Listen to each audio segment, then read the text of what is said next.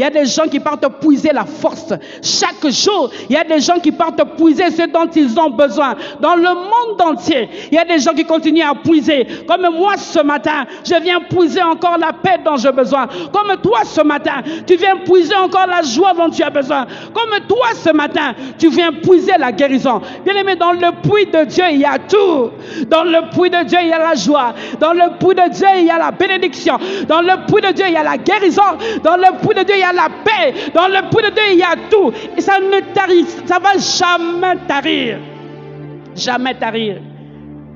Ce que j'aimerais dire, c'est que premièrement, la provision de l'homme est temporelle. Mais tandis que la provision de Dieu est intemporelle. La provision de l'homme est temporelle. Tandis que la provision de Dieu est intemporelle. La deuxième chose que j'aimerais dire par rapport à la provision, c'est que la provision de l'homme étanche la soif pour un temps. Mais la provision de Dieu enlève la soif. Alléluia. Ça étanche pour un temps. Mais la provision de Dieu enlève la soif.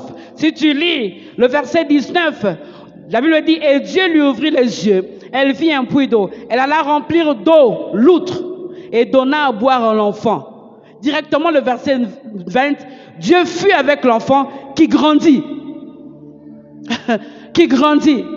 C'est le même sac. Mais lorsqu'il est allé dans le puits de Dieu, je crois que cette eau, Agar n'a plus manqué d'eau. Pourquoi? Parce que la provision de Dieu vient nous enlever la soif. Tu ne vas plus pleurer par rapport à la soif. Tu n'auras qu'à tourner. Lorsque dans l'outre ça finit, tu entres encore puiser dans le puits de Dieu. Quatrième chose, c'est que la provision de l'homme est pour quelques jours, tandis que la provision de Dieu est pour toujours. La provision de l'homme est pour quelques jours, tandis que la provision de Dieu est pour toujours.